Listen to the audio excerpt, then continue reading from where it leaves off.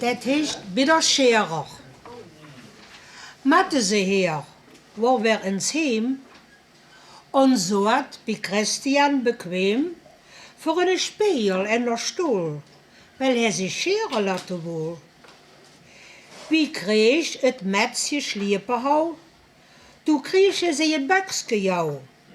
Meg durch die Schum mit Spie und Seep, bis dat der Scherbock überlebt. Macht diese Herr kiek sich dat an. Dann sagt er, lieve Christian, ich bin von dich gewiss nicht fies, maar dass du in der Scherbock spiest, dat is für dich so epatent, wat man in Köln noch nicht kennt.